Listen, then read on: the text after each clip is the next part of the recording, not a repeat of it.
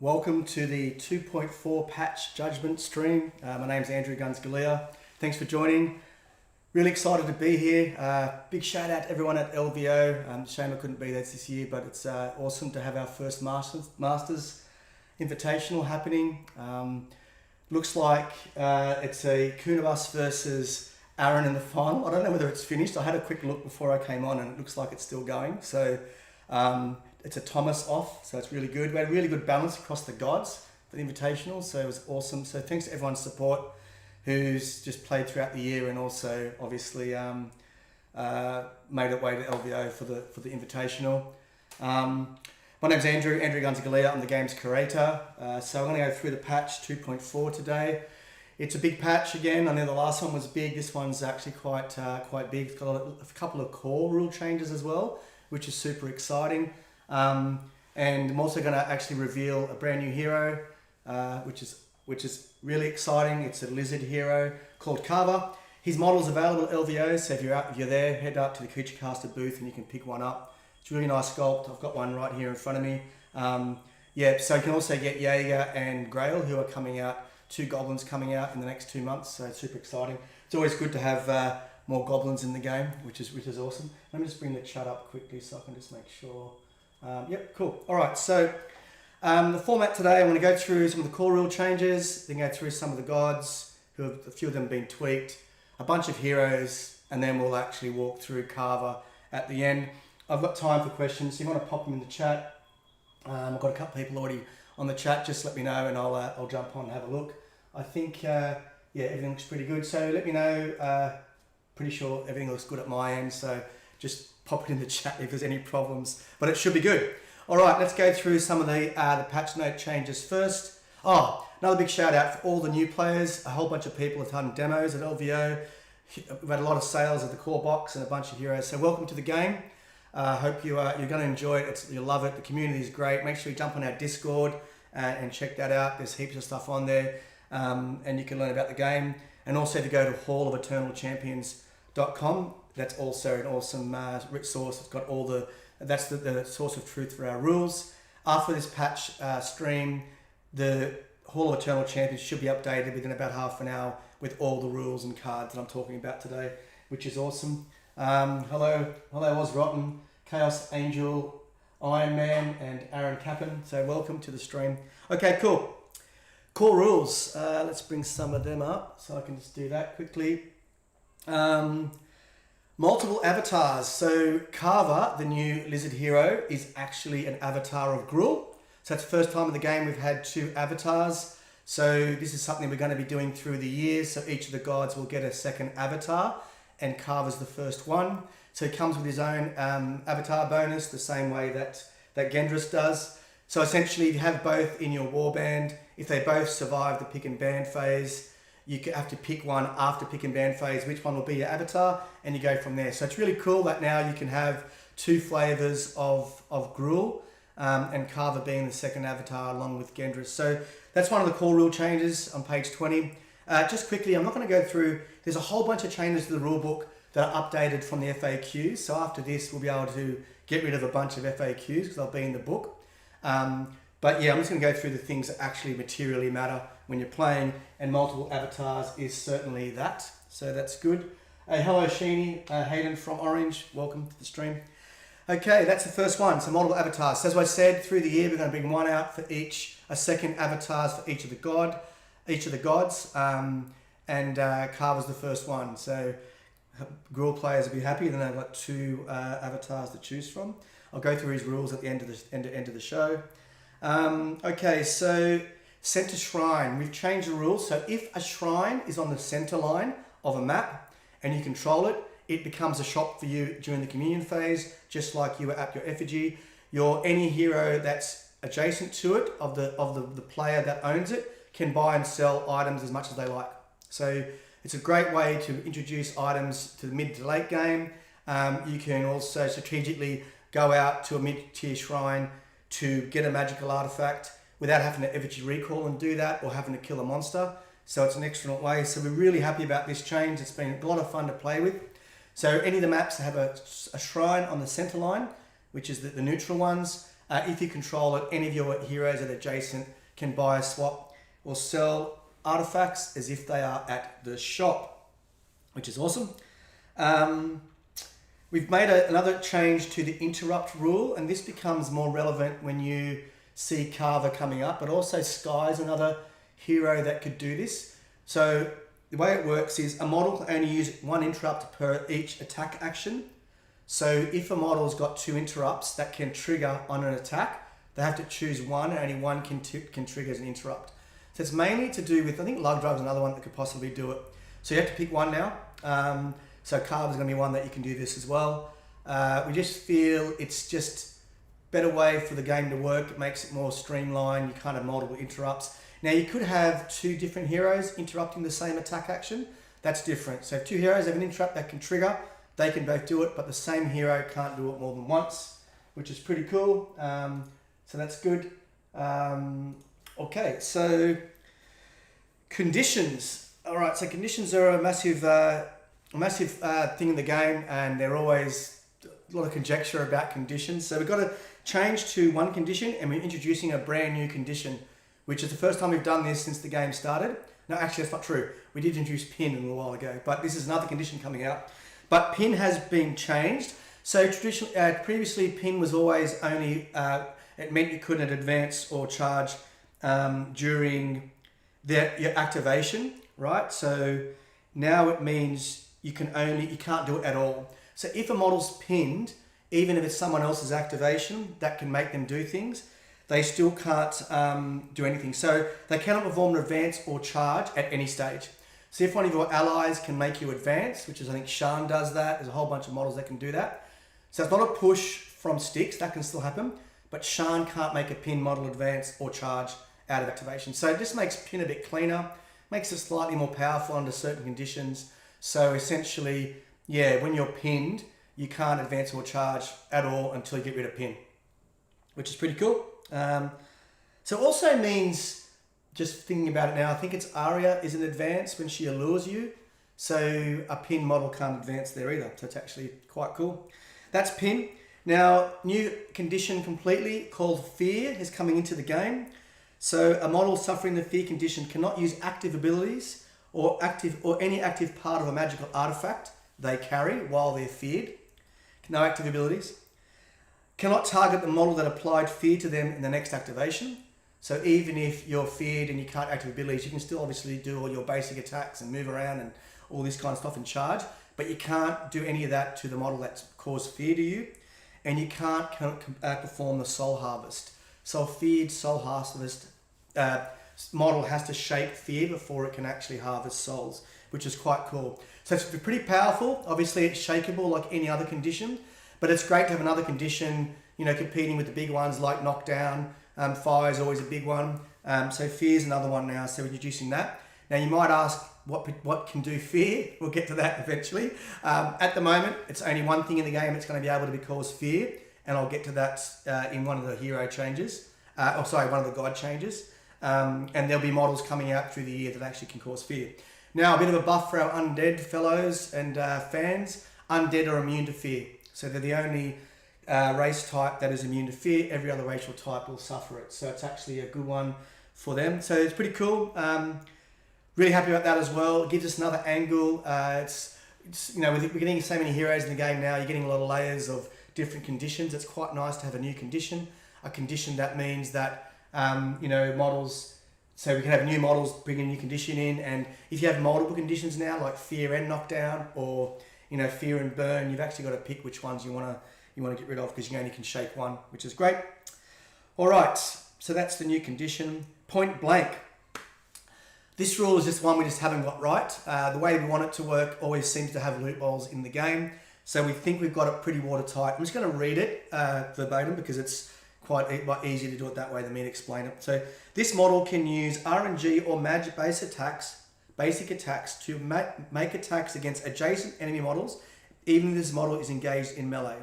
The model suffers distracted modifiers when any models engage in them as if they are making an attack other than engagement from the target of the attack. The firing and melee penalty does not apply for attacks targeting an adjacent enemy model. So essentially now with point blank Previously, if you're engaged, you could still shoot people outside the engagement. You can't do that anymore. You can only shoot people adjacent to you. When you're doing that, you can't be distracted. And you can't be distracted. Sorry, you do get distracted for models other than the one you're fighting with, but you don't get firing and immediate penalties. So it's much cleaner. It's how it used to work in other games previously. Essentially means you can fire someone who's engaged you while you've got it, but you can't shoot outside that combat. So it's actually quite cool. I'm just going to take a quick drink.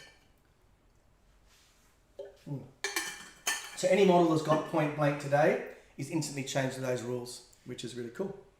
All right, that's it for the core rules that are changing, that make an impact. Some good ones in there: the center shrines, model avatars, new condition, and change to point blank.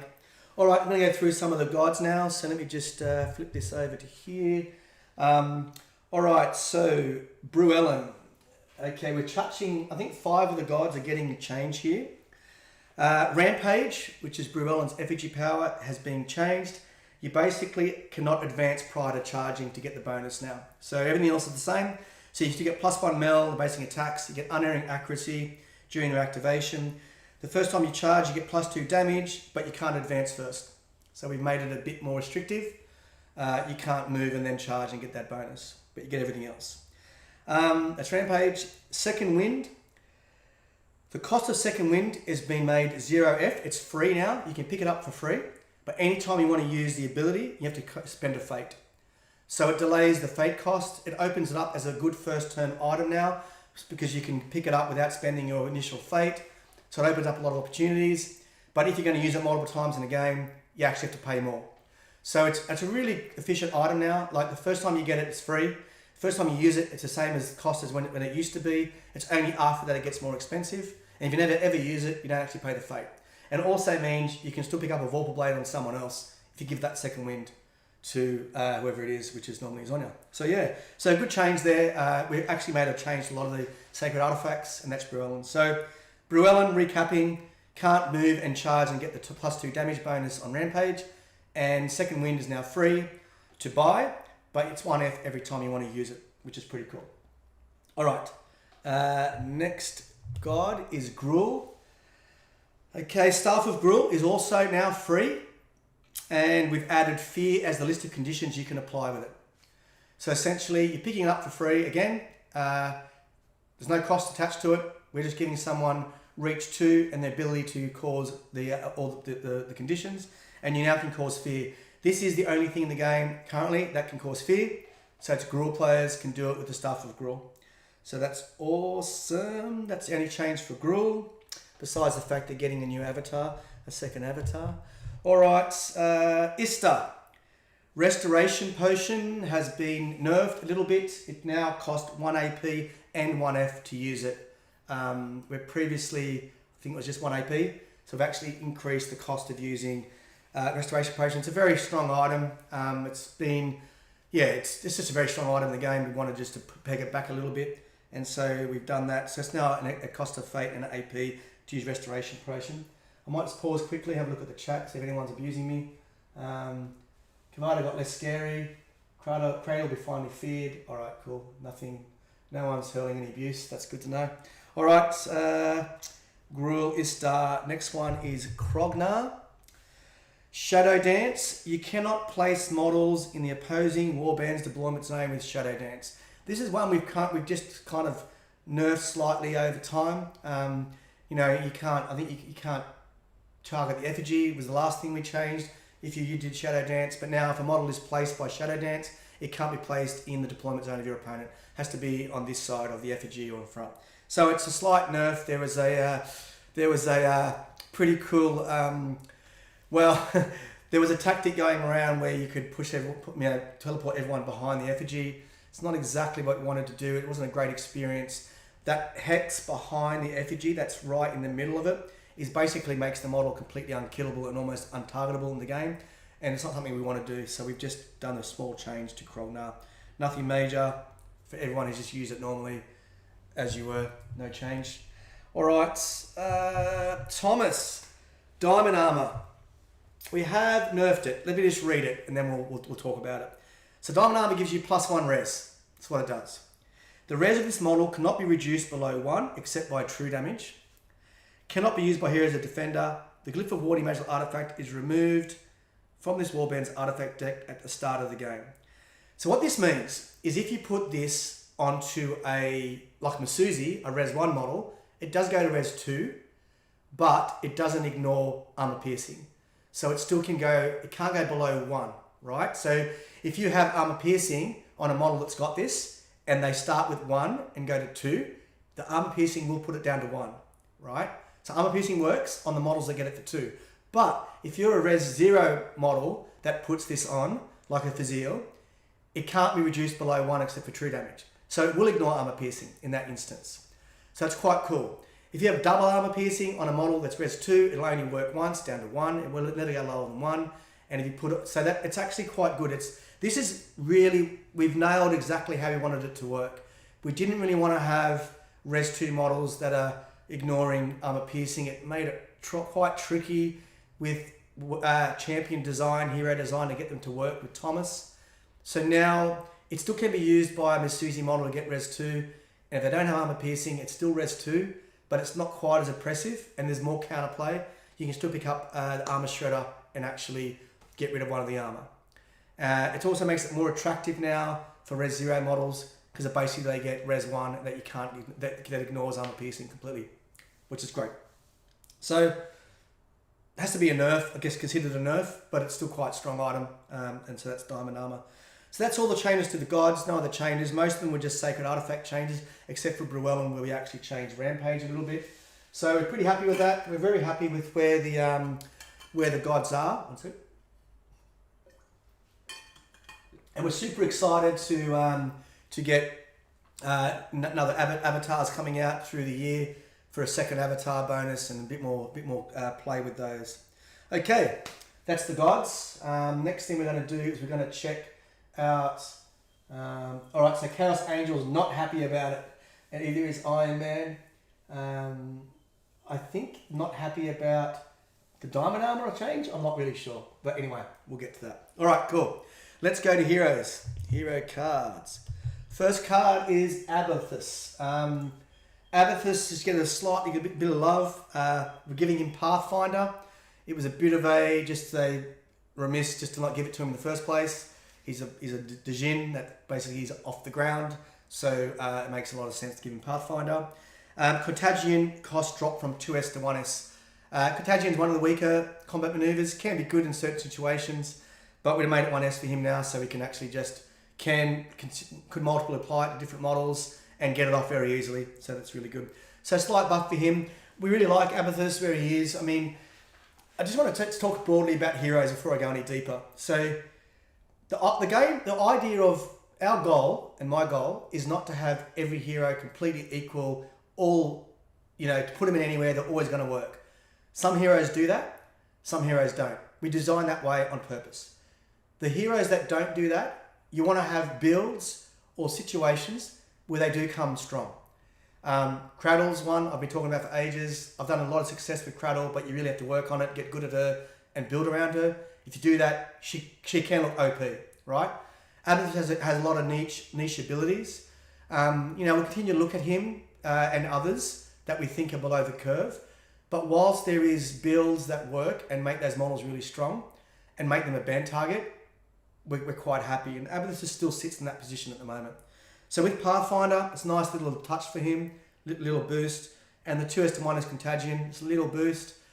We still believe there is a lot of builds that Abathus can work really well and can be abused. And he's the only model in the game that's got Gravity Well, which is a super strong ability against some situations and some warbands.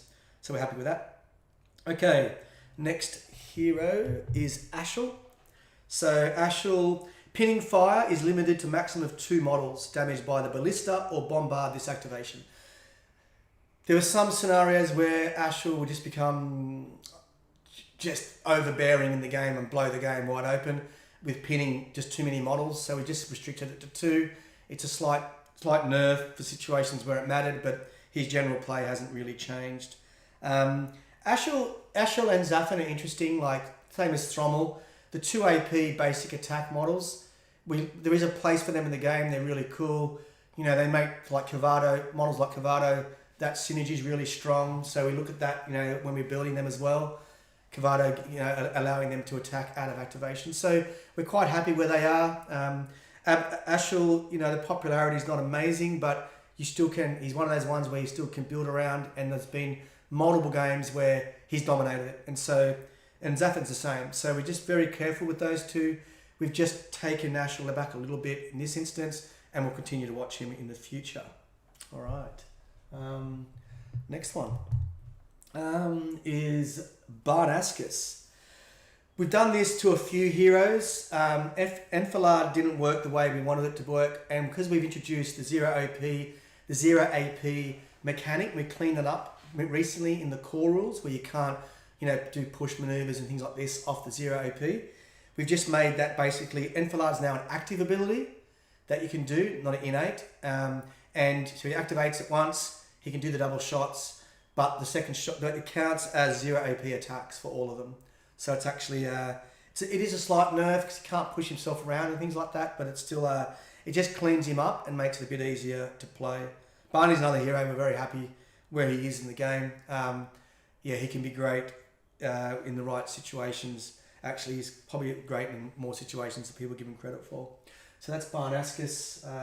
Just a quick, if someone could pop in who won, that'd be great, because I don't actually know who won. If it's over, the final, it'd be great to know whether it was Aaron or Kunibus, and a victory for Thomas in the first year of the Judgement Masters Invitational. All right, let's go back to Brock now. Let me just go back to here. So we've got Brock. All right, Heroic Destiny is now optional. This is another thing we're cleaning up across multiple heroes. In the past, if you had here's Heroic Destiny, and then you might have had Isabel's level 2 Holy, and how do they interact? It was always like a bit weird. Active player chooses which one happens. Now we're making them optional, so essentially Brock can choose when to do it. Doesn't have to do it, because sometimes you might not want to trigger it because the timing's not right for you. So it's actually a bit more of a buff for him, because players before could do things to make it trigger. So now it's optional when you want to do Heroic Destiny. Very small change. Brock's an amazing hero in a great space. He's probably seen a little bit, just anecdotally, I'm probably seeing a bit less than I've seen him in the past, but he's a sleeper, so I think he's doing all right, and he'll come back and cause terror. So Aaron won. Card Brock screen is black. Oh, really? What happened there? Pressed the wrong button. Oh, there he goes. Thank you. Thanks for letting me know. I pressed the wrong button. So that's Brock. So Aaron apparently won. Congratulations to Aaron. Congratulations on winning being the inaugural Masters Invitational champion for Judgement. It's fantastic. Aaron's been and the KC crew have hit the scene pretty hard. They've been great. They've got a great podcast, Infamous. If you haven't checked it out, please do. Always very topical, always very opinionated. I try to listen to it when I can here and there, but I need to make sure I've got my flak jacket on, because Kenny's going to throw grenades at me otherwise. So yeah, it's quite cool. So well done, Aaron. Congratulations, well deserved. And well done, Kunibus, making the final. It's awesome that you it was a tough field and you got through Robbie. So well done on that. So great. All right, next hero. Boom. Should be Don Regar. Okay, the big man's getting a nerf. Just letting you know up front.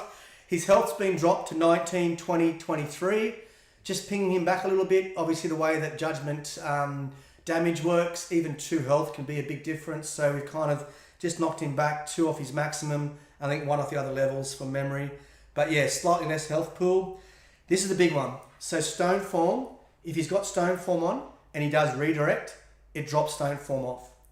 So you can't basically have Don Regar endlessly stone forming, redirecting, staying stone formed continuously throughout the game without having someone like Styx or Cradle get rid of it.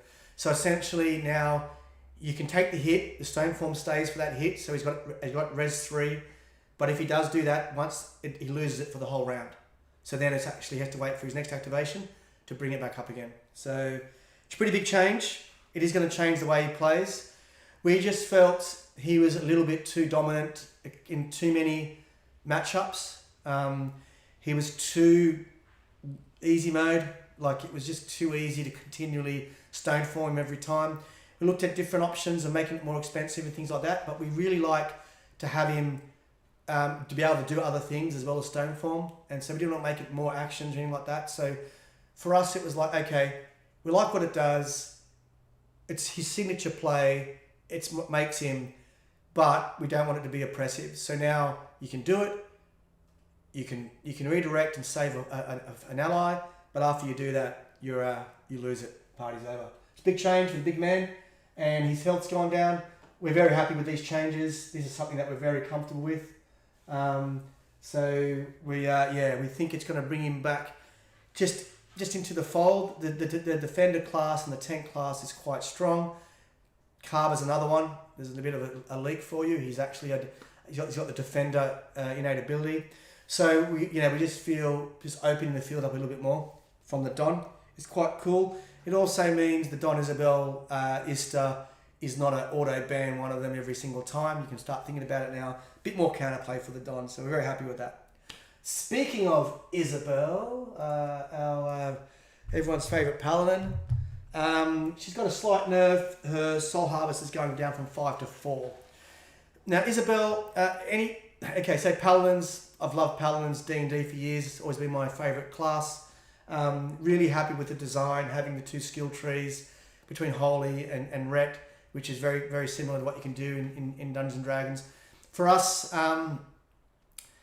it's just, she was under the curve for a while, never got used, it was kind of over, and we've kind of just been balancing her. We're quite happy where she is. I don't think she's anywhere near as oppressive as some of the narrative, nowhere near it, but we do feel Soul Harvest 5 was just a little bit too much for her.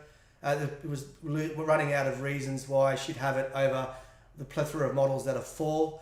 We have dropped a lot of 4 models to 3 to make Soul Harvest, the actual Soul Harvest class, a bit stronger with their Soul Harvest 6, so the Soul Gazer class.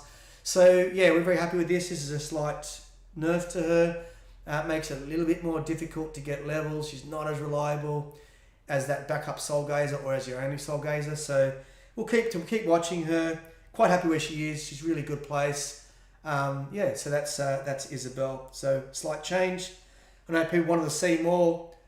I don't know whether maybe some people didn't want to see any, but we've done a slight nerf and we'll continue to monitor her. But other than that, we're pretty happy where she is. All right, speaking of another popular hero, we have Uncle Cruel. Okay, Bloodlust is now the same as Rampage from Bruellen, where you cannot advance prior to getting the charge. So if you Bloodlust a model, they can't move and then charge. Cruel's another one that gets a lot of overhype. He's strong, he's really good, but the Soul Gazer class is a very good class with a lot of good models to choose from.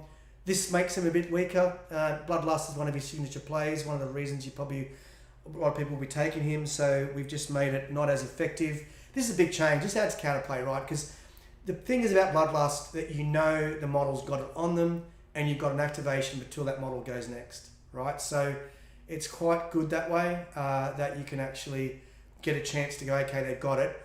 They can't move and get the benefit. So you've got some counterplay around that, so it's actually quite cool. All right, that's Cruel. Another quick drink before I lose my voice. And I'm just going to check out anything in the chats. Giant nerf to Donnie. Makes sense though. Not bit of happiness. Okay, cool. So I think everyone's gonna be happy that Isabel got a little bit of a nerf. Just not maybe not as much as some people wanted, but anyway, it is what it is. I won't go into that again. We're pretty happy with that. Okay, Cruel, I mentioned him. Right, next one. We've got Cavado. Cavado, telekinesis has been nerfed. It has to be any model within 2 hexes now, not 3. You can still move them 3. We just found 2 is a little bit oppressive. The thing about this, like these models who have been around since version 1, when we had measurement, when we converted abilities from inches to hexes, a lot of them fall in between 2 or 3, or 3 or 4, or 4 or 5. And so we're always trying to think, well, where does this fit? We left Cavado at 3. He's got a very good kit. He's hit the scene pretty hard. Like he's been good. Like we're very happy where he is. We're not worried about him being over the curve or anything. He's a good model, has some good counterplay. But yeah, we just felt being able to pick a model up 3 hexes away is quite far in the game. So 2 hexes is it's a big change, right? Even that 1 hex, him having to being 2 closer, it means he might have to advance before he does it, which means he can't get to safety as much, or he can't shoot twice, or there's a lot of things there. So yeah, we're really happy with the change. That's Carva. All right, good one. Okay, next, Marcus. Bit of a buff for the band, for the one of the first models that we ever designed. He's actually the first, I think, half a dozen we did. He was one of them. Level 2 never really got. It just wasn't good. There was no incentive to do it. Very little incentive to do it. So we had to look a lot long and hard about him.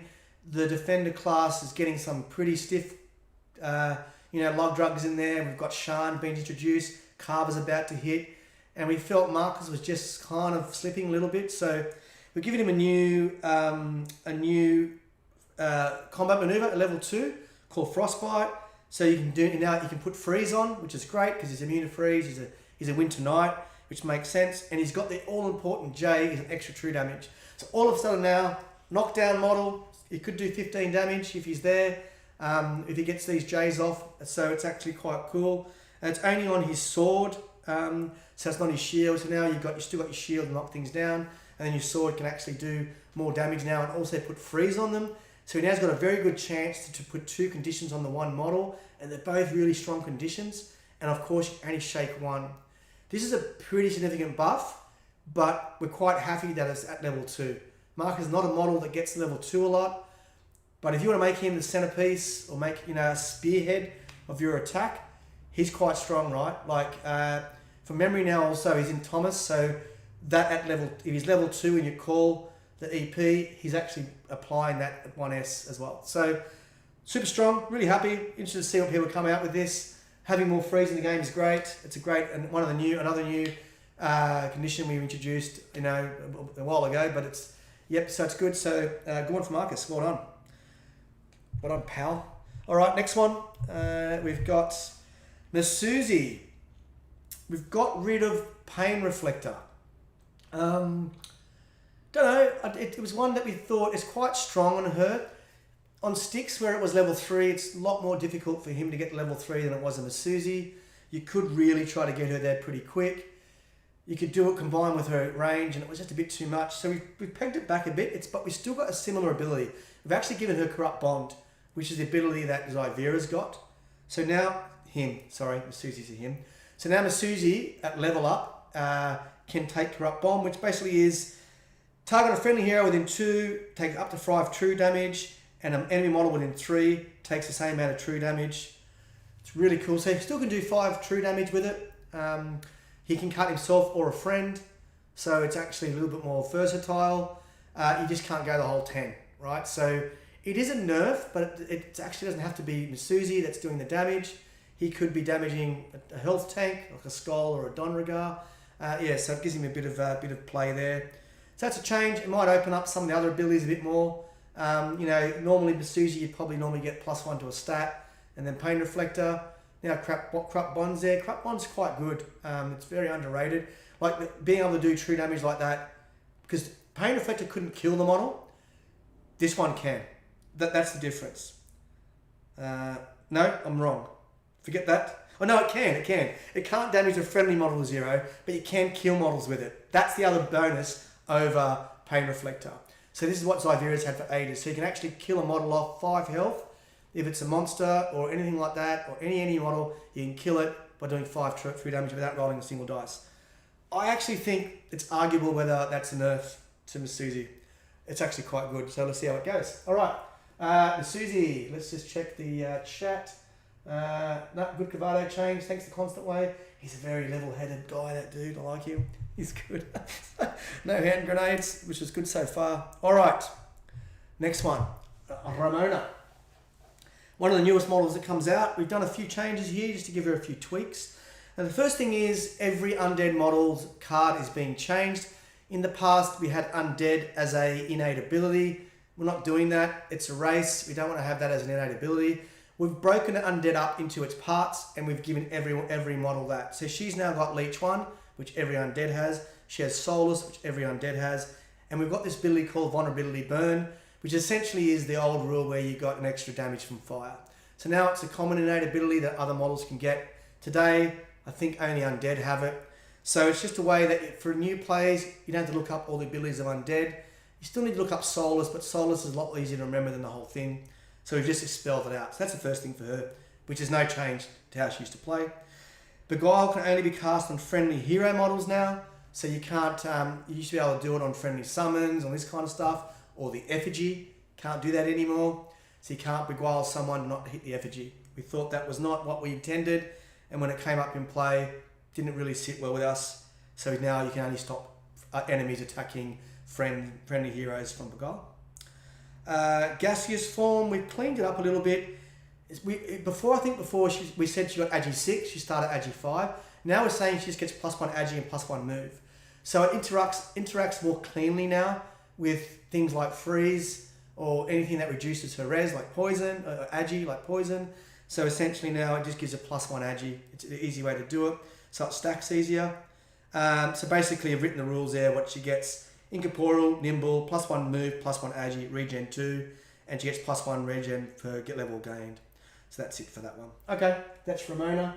Yeah, nothing really. Bit of quality life changes. Beguile is a nerf, but we never intended it to make immunity to effigies, so we've taken that off. All right, I did say this was a lengthy patch, so we're going through it. All right, Saiyan. Okay, everyone. I think someone the other day asked for this. With a soul, her attack goes from 3 to 4, and Holy Shield now provides protection from fear. So pretty cool. We mucked around with her for a long time around trying to get her kind of shocking, using her magic in combat. Still has point blank. She's got the new point blank rule, obviously, because that's been upgraded. But now she can actually shoot Soul Harvest reach 4 on her with a soul magic attack. Just brings her in line with everyone else. It is a good boost for her. She was probably behind the curve a little bit, or was it? We wasn't getting it. It's a tough field. Grail's coming in a couple of months. He's a great soul gazer as well, so it's quite cool to give her a little bit of a buff. All right, one more hero to go, and then we'll pause. Oh no, it's 2 to go. Then we'll pause and go through Carva. Okay, next hero is Skull. Primal Scream has been reworded into an aura. It makes it more intuitive how we wanted it to be. It's more clear, so that's good. We've nerfed his soul burn damage from D6 to D3 +1. A lot of debate on this one, a lot of thought. It's been something we've talked about over multiple patches. In the end, we felt it was just got too harsh. It was just too much in his kit that at late game, even if he was level 1, he could still just blow things up. It's still pretty good. Like, it's still good. D3 +1, don't get me wrong. It's actually good. Like, it's still nice, but it's just not quite as swingy as it was, and it doesn't quite punish people as much who are sitting around with 2 souls. If you've got 3 souls, you probably deserve to be blown up. But anyway, yeah, it is what it is. So that's soul burn. It's been nerfed. Combo strike has been updated to be a lot clearer. It's no functional change, but it's just been done. So bit of a nerf for the big man on his soul burn. He's another hero. Since we buffed him in the last patch with his lookout, watch out, things like that. He's in a fantastic spot. We love him. He's a lot more elevated as a defender, but it was just a little bit too much utility having soul burn doing 2d6. We don't really want to have a defender being able to push out that much damage. And then you have soul. Yeah, a lot of wording cleanup and quality life changes this patch. Yeah, there is. We've gotten very good at and I want to put a shout out right now to the playtest team.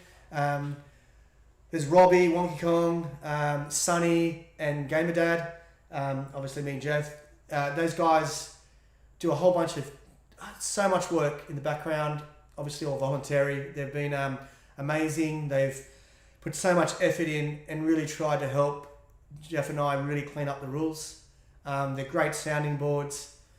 So that we've been working with them now for a while. We've got a really good team going, and I think it's testament to how tight the rules are, how clean they are. and how much we're able to, intelligently adjust heroes to make sure that the game stays fun and competitive at the highest level. So, yeah, thanks. Shout out to those guys. Thank you very much. All right, last hero is Zafin. Zafin has got a few hit point knocked off for Skull. Oh yeah, could have been. I mean, he's actually 3, res 1. Yeah, could have been, I guess, but we feel the health tank's okay. That's his go. We'll see how it goes. I think he's in a pretty good spot, but we're always monitoring, so that's fine. Zafin. You need the damage before Big Game Hunter can work, and we've dropped his crit damage from 6 to 5. Another one that was debated a lot. In a perfect storm, his top level damage was probably too high for someone who shoots from so far away. We just want to just knock the edge off a little bit. He can still do great damage with solids and glances. It's just his crit damage has come down. So his top end damage has just been nerfed. He's doing 2 less damage off his maximum, but he's still got a pretty high maximum. So pretty happy with that. It's not quite as impressive if a perfect storm happens and you're knocked down and Zafin's 6 away and he's just like destroying, wrecking fools. So we've made him slightly nerfed. So that's him there. Okay. All right. So that's that. That's it for the heroes. Let us know what you think. I'm going to go through Carva in a minute, but just let us know what you think about the heroes. Jump on the Discord. Send me a PM or send us a PM if you want. That's fine. I'm now just going to go through. I've just realised that I don't have. Let me just bring up Carva's rules, and then we'll go from there. I'll get a quick drink. Where is he? Is this it? Nope, that's not it. Just bear with me, guys.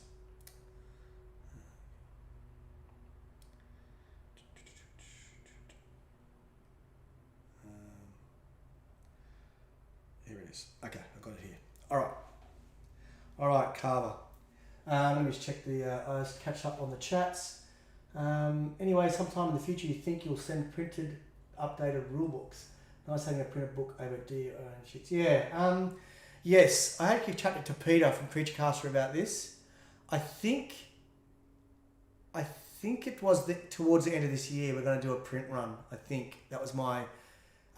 So there'll be one more patch in June, and I think this patch next year we'll do a print run. I'm pretty sure that was the time frame. I'll confirm that. But yeah, we've done so many changes to it. The PDF we basically touched so many aspects of the rule book.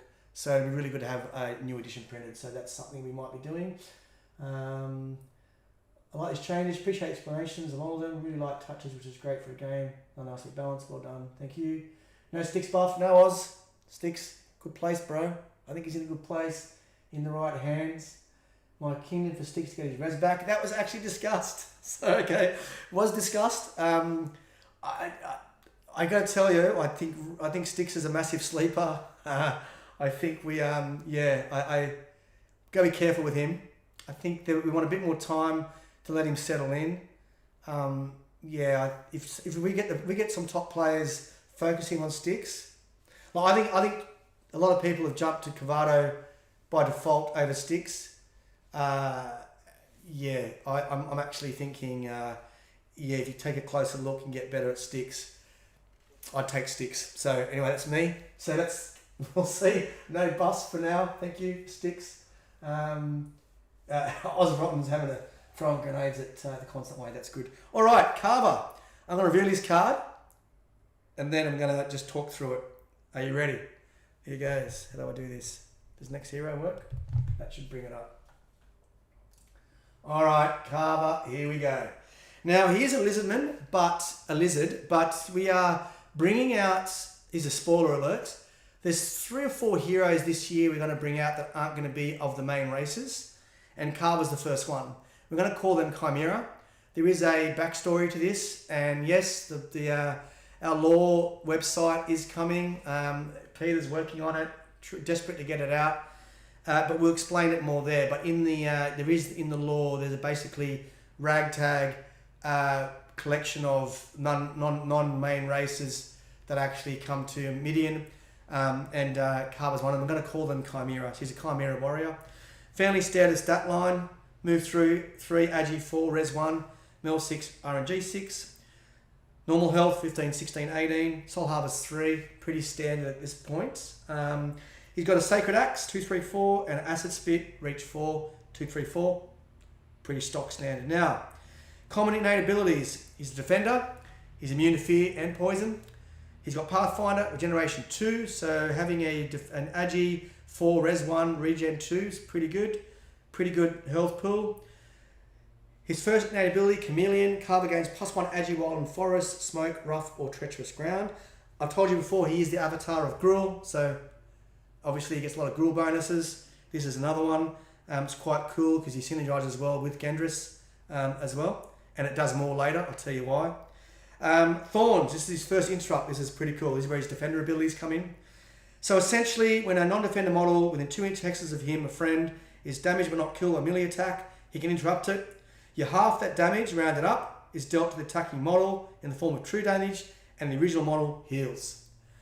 So just say you get an aggressor come in, a Rakir, he does 5 damage, you do Thorns, half of that goes to 3, is reflected back to Rakir, and the model heals that 3, so it only takes 2 damage from the hit.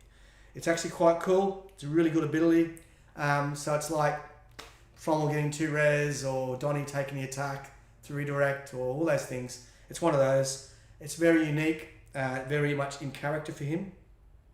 He's actually got Calming Waters on his axe. We can remove conditions, so he can actually, he's a bit of a buffer as well, which fits in with his defender abilities. This is another cool one, Blink. So this is on his Acid Spit attack. So if he hits a model and damages them, he can actually place them, he can bring them in, right? So it's a place model, so you spit them from 4 hexes away. If they're damaged and you get 2S, they can be brought in. If he rolls a J, he can actually get a free 0 AP Sacred Axe attack. So this guy's got multiple kind of ways you can build him. You know, in the playtest team, he's been playtested for ages. Some people go with him with his axe and start going into combat and, you know, get amongst it. Others concentrate on his RNG and try to use that kind of ability. It's quite good. Now this is his level 1 Fade ability, displacement. Another interrupt. This is where the interrupt comes in. So if you've done Thorns, you can't do this. But this is like Skies. You put it up, 1 AP, 1 F. I just realised there's a P missing off this on the card. I'll fix that. When a friendly non-defender model within 2 X is damaged but not killed, interrupt the ability again. The interrupt damage, after damage is taken, before combat maneuvers, you can place the friendly model within 2 of its current location. It's really, really good. And after that, only combat maneuvers that affect that model can't be done. Another thing, like if it's a Rakir or it's a Thorgar, and they come in, so you basically, the model takes the damage. Before combat maneuvers are done, you can place that model 2 hexes away, which means it's now normally going to be out of their reach. And it also means you can't apply poison or throw or things like that in the model, because the second part of this stops it. It's a really good counter for a lot of things. It's also, if you've got a ranged model that hits it, just say a Zaffin from 6 away, you can take the damage, the first 5, if it's a crit, move it 2 out of range, and you can't also do Big Game Hunter on it, because, oh no, I think you can, it's an active ability. You can't do combat, you can't knock it down with a combat maneuver. So it's actually quite good. Really strong defender. So like we said, we put another one in there. He's a Gruul avatar. Now at level 2, Autotomy, he can gain either +1 Mel or +1 RNG. So once again, it plays into, do you want to make him a melee hero or make him an RNG hero? This really plays into that. Last one, level 3, King of the Jungle. Right, this is really fun ability. Just take a moment to absorb it. 1 AP, 1 F. Target enemy summoned or monster model with a summonal version within 3 hexes. Carva becomes the master, takes control of it. So the ones that have currently that you can summon in the game is Gloom, you can summon Dorgakhan, you can summon Algorath. So he can take control of those monsters if he wants to, and they become the summonable version under him. He becomes their master. Alternatively, you can also do, if your opponent summons models, he can take control of them. It's a really good one. It is situational. You know, if your opponent doesn't have any summoned models that summon, it doesn't work against them at all. For monsters, you're going to be lucky to get the ones that are summonable. But if you do, it's quite cool. It does mean that you're removing the monster. You're not getting the benefit of killing the monster. You don't get any bounty, but it's actually it means he can take it. It's quite cool. You can only do one of them and play at a time. Now his avatar bonus, while friendly non-defender models are within 2 hexes of Carva, they gain Chameleon. So it's actually quite cool. So once again, if Gendrus's forest is there, and people within 2 of him in the forest, they're going to get it. It's quite strong. So taking him and Gendrus in the same warband is quite cool now, because if one of them gets banned, you've still got an avatar. If they don't both get banned, you can play them together. And there's a fair bit of synergy between them, which is quite nice. Let's check this out. Did Guns say what Fear does? It's too hard to hear the convention hall. Yes, Fear, you can't use active abilities. Someone explained it? I'll say it again. Let me just look it up again. For Oz Rotten, what Fear is. Here we go. Fear can't use active abilities or any active part of a magical artifact. You can't target the model that caused fear to you. You can't perform a soul harvest. And undead are immune to it. So that's that one for Oz Rotten. When do we get an Amerimera join the Canuck and Oz? Don't know. Have to ask Peter that one. Not sure. I wouldn't hold my breath. Great, another 200 years champion. 200 years champion. Terra as well, constantly. Yes, Terra's another one you can get. I'm not sure what 200 years means. Carva take control of a Terra would be hilarious. It would be. It's a really fun ability. It has to be level 3, mind you, but it's pretty good. So cool, Aaron. Thanks. So can you or can't take Gendrus and Carva in the same one? You can. You can take them both, but only one of them can be an avatar. So you take them both. If they get through the pick and ban phase, you can field them both in your 5, but you have to choose at the start of the game before you start who the avatar is, and that's how it works, right? So, but obviously they both can be there. Gendrus can put a forest down, which Carva takes huge control of, right? So she can put the forest down. You can call the avatar your EP. Anyone within 2 of him gets Chameleon, which is +1 agi. That's actually quite cool. So yeah, it's good synergy there. All right, that's everything. In about 30 minutes, all these cards and rules will be deployed to hallofeternalchampions.com, so you can go through them at your own leisure. I will post up the patch notes as well at some stage. The mobile apps won't be updated straight away. I am working on making this more seamless, so there's synergy between them, because soon you'll be able to create warbands on Hall of Eternal Champions, and I want to make sure that they're available on both, so you can actually do it on either your mobile or on Hall of Eternal Champions. Don't forget, we have got an ability at the moment with the game diary in Hall of Eternal Champions. You can input your warband, your results, so you can keep track of them. Helps us with stats as well. It's a bit onerous at the moment, but once we've got the warband builder, you can actually choose what warband you were using, and it will fill out the form a lot faster. So thanks for tuning in. Thanks a lot for all the support. We've got a huge year coming up. We can't wait. Next 2 heroes, as you know, are Jaeger and Grail. We've got the whole year mapped out, 1 hero a month or a monster. So we're gonna have another 12 or 10 or 11 heroes coming this year as well, which is awesome fun. The game's just going from strength to strength, so can't wait. Love to hear your thoughts. I'm sure that the Discord's going to be going off with everything that we've revealed today. As I said, Hall of Eternal Champs will be updated in about half an hour. I'll just check last chat before I go. That's it. Tanks aren't too common to get to level 3 anyway, so it's pretty dang situational. Yeah, cool. You can't be soul harvest. Yeah, it's not easy getting there. We agree. All right, thank you very much. Sounds like it was handled very well.